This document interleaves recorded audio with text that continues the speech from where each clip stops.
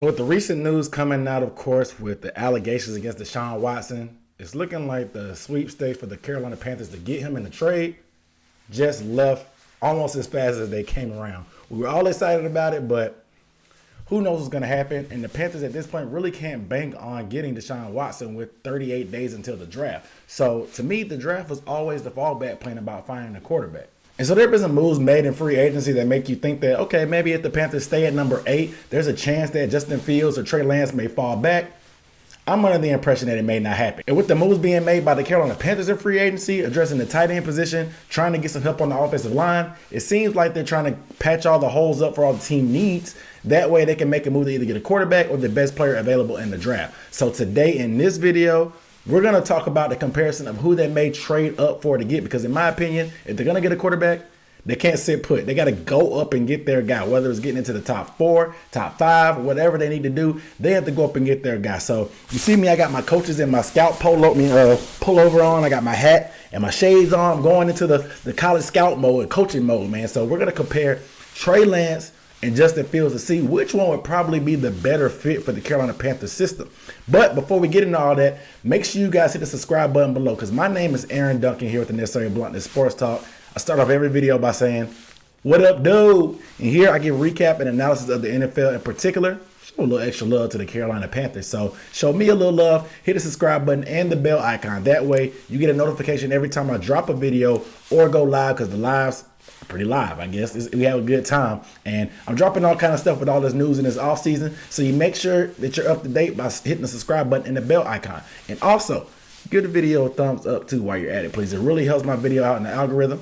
Doesn't really cost you a thing. But hey, real quick, down below in the comments before we get into it, let me know who you kind of prefer the Panthers to choose between Trey Lance and Justin Fields. I know everybody has their little fan club about who they think is the better guy going to be long term, but let me know down below in the comments how you feel and why we should pick that guy. So some people are against trading up to make a quarterback. Some other people want us to stay put or trade back to get more picks. Me, I'm under the impression that with the moves we made in free agency, shoring up this defense with the talent we have on offense, I'm pretty sure we're not going to be drafted in the top 10 anytime soon ever again. So we have to get, while the getting is good, go up and get our young quarterback. That way, next year when we have to pay guys like DJ Moore, or the year after that when we have to pay guys like Brian Burns and guys like that, we'll have the money and the cap space to do it, because we'll have a young quarterback on a rookie deal. We can get out of the Teddy Bridgewater contract next year, and it sets us up to have a young quarterback with a good core of players that are under contract and make a Super Bowl run within the next few years with the quarterback on that cheap deal. So I think the time is now to make that move to go get that quarterback.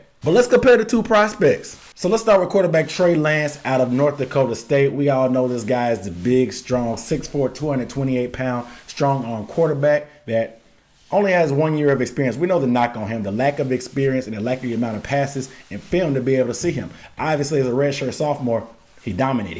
He didn't throw an interception. They went undefeated, and because of COVID, stuff got set back. So he only played one game as a showcase game in the fall for North Dakota State. Obviously, he opted out of the spring season because he's getting ready for the draft. So we have limited tape on Trey Lance, but the tools that you see are stuff that NFL scouts and guys like me drool over, because this man has such raw talent and he's only 20 years old. When he gets drafted, he will only be 20 years old, guys. This is crazy, because the upside is just there, because we see the talent from him on a week in and week out basis if you go back and look at his redshirt sophomore year. But although he doesn't turn the ball over, and that's something to really give him credit for, because he only had one interception, and that was in that showcase game, knock on him is also that he plays a little bit too safe and too cautious, because you want somebody to take care of the football, but you also don't want him to not take any chances because he's too careful. The Panthers already have somebody like that with Teddy Bridgewater. Obviously, Trey Lance has a stronger arm. He's a little bit bigger and prototypical style of a quarterback that you like to see these days in the NFL compared to Teddy Bridgewater. But at the same time, we've seen the overly cautious game, and we don't want that here in Carolina. I know the knock is that he only played against small school competition, but the upside with guys that come out of North Dakota State, what we saw with Carson Wentz, is that they get the full buffet of responsibility when it comes to making checks for protection and making checks for his wide receivers on the outside. So he has that responsibility in a pro-style offense, processing information before the play and during the play. And I'm not going to lie, I haven't watched a ton of tape on Trey Lance, but mainly because there's not a ton of tape on Trey Lance, and he went to a smaller school. However, I did tune into his pro day and started watching more film on him. I have to say I'm utterly impressed. I did not think he would be as put together as I saw him to be in his pro day, because in pads he looks a little bit slimmer and slender, but that may just be because he's tall. But he looks a little bit better put together, and throwing in that pro day, he looked fairly good. I know he did struggle to throw to the right side. However, you have to like what you see compared to what he was doing, because he put some throws on display that really translated to the Panthers system with the deep crossing routes, the deep routes on the sideline, and the out routes to the tight end and stuff. So a lot of the stuff that we do, he was able to show that he could do at his pro day. And it really made me take notice. But you know who else took notice?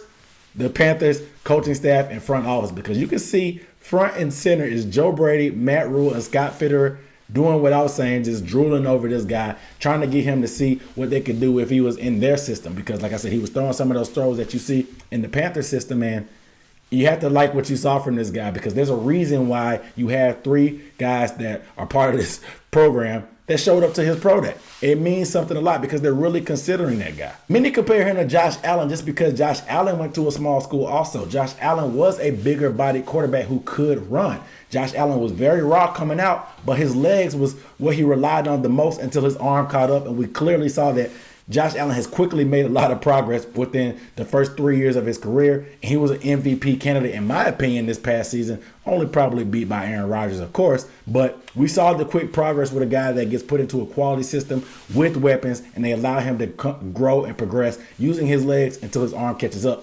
I think the formula is also there for Trey Lance to do this with quality coaching, because, like I said, he's 20 years old, and putting him into a Joe Brady system could be a match made in heaven, man, because we're going to spread the field. We have some deep guys that can get, we have some speed that can get deep, and I'm excited to see what a guy like Trey Lance could be once he finally reaches his full potential. I know there's a lot of criticism on that lack of experience and what the upside could be, but nobody wants to be the guy that misses out on Patrick Mahomes again. I'm not saying Trey Lance is going to be Patrick Mahomes, but Patrick Mahomes showed those tools in college. A lot of people knocked him for a lot of BS stuff, but to see what he turned into, it's incredible. So nobody wants to miss the bus on that. So if you pass on Trey Lance, you could be taking a chance on missing out on one of the next great quarterbacks in the NFL. So let's talk about Justin Fields. Justin Fields is not as tall as Trey Lance, but definitely a little bit more thicker and put together. Pause. But Justin Fields has a lot more experience than Trey Lance, obviously, playing at Ohio State 2 years, playing spot duty in UGA behind Jake Fromm. That's a whole nother story for another day, thanks to Kirby Smart. However, the knock on Justin Fields is obviously he's an Ohio State quarterback. Some people say that he can't really process full field reads, and that sometimes he gets locked in on his number one guy. They're saying this is the same issues that Dwayne Haskins had coming out, and look how he turned out. I wouldn't dare put Justin Fields in the same boat as Dwayne Haskins, because Justin Fields actually likes to play football. He's not in it just for the clout. He may be a quiet, silent assassin, but Justin Fields is definitely a better quarterback than Dwayne Haskins. Granted, they both had similar numbers as far as completion percentage coming out, but Justin Fields attempted a higher percentage of deep passes, over 20 yards, and he also completed almost 60% of those. And that's something that the Panthers fans need, because we have all these guys with Robbie and David Moore coming in now, and DJ Moore also, that really have the speed and the get up to get downfield. It's just Teddy Bridgewater seemed to have the handcuffs on this offense because he was scared to let the ball rip, and when he did, he underthrew guys. Justin Fields is not that type of guy. He needs to be in the offense that spread it out with guys going deep, with defined reads going across the field or going deep, like I said, with deep crossing routes and stuff like that. And that's the exactly type of offense that the Panthers are running right now under Joe Brady. So that deep ball accuracy is definitely my favorite part of his game. However, from what I saw in that college football playoff, the toughness that he showed, even with the hurt knee the year before, also getting that hip pointer during the game, and still coming in and willing the team to victory over Clemson, putting up monster numbers. It shows you a lot about what this guy's heart and toughness is. And being that the Panthers really haven't figured out the long-term answer in the offensive line, you're going to need to be tough to sit in that pocket, maybe take some hits every now and then, and that's what he excels in. He'll sit there in the pocket and take those hits. He's good at sliding around. He's a little bit more polished of a quarterback when it comes to pocket presence and running around than Trey Lance. So that's something that you like from Justin Fields. Many compare him to Dak Prescott just because of the way that they're put together, but the same fact that they can run they're just not really a runner. They're more of a pocket passer. They can move around and extend plays and make things happen. I do like that comparison to Dak Prescott. I feel like whatever you think about Dak Prescott, he's still one of the better quarterbacks in the league. He has poise. He has leadership. He has the arm strength to make things happen. And if Fields can be anything close to Dak Prescott, I think Panthers fans should definitely be excited because the sky is the limit when it comes to that because of the arm strength that he has and the deep ball accuracy with the speed we have outside. I keep preaching on that, but to see the explosive offense that we could have with a guy like Justin Fields, it really makes you rub your hands together, man, and lick your lips and think about all the big plays that we can have downfield. So looking at the both of them in totality, and me,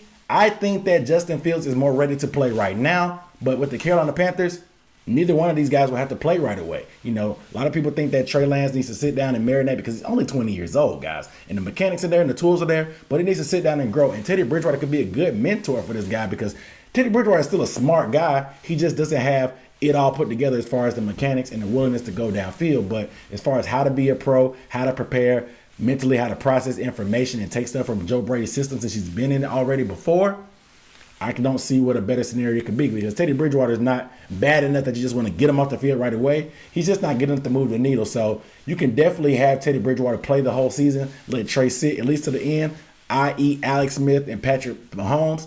And then you saw what happened there. The rest is history. I think that Alex Smith being a little bit of a steady, limited, more of a check down type of quarterback, just like Teddy Bridgewater, it's almost a copycat situation. And this is a copycat league, so you can see that happening. Now, Fields, I think with his mechanics and the pocket presence and stuff like that and the toughness, he's more ready to play right away. And I wouldn't start him from day one, but I think within the first couple of games as Teddy is on that BS again where he can't finish games down the stretch in the clutch, you can see Justin Fields starting to get in there because Panthers fans, regardless of who we draft, Trey Lance or Fields, this is going to be something to be excited about long term. And so the more we struggle, especially with the moves we made defensively and how we're expected to progress there, fans are going to be itching to see their new shiny toy that's sitting on the bench holding the clipboard with a headset. So, hey, regardless, I think we can't go wrong either way. But me, because of recency bias, probably because of the college football playoff, I lean more towards Justin Fields because I'm a little bit more sure of what he can and could be. You know, like I said, the ceiling may be higher with Trey Lance with the Josh Allen comparison. However, we have to have confidence in our coaching. We have to have confidence in the system and the confidence that he can actually take on that coaching in the system and do the best that he can do. So we'll see. But you guys let me know down below in the comments, who would you prefer between Justin Fields and Trey Lance? But without further ado, I'm Aaron Duncan signing off with the Necessary Blunt and Sports Talk. I'll see you next time. Peace.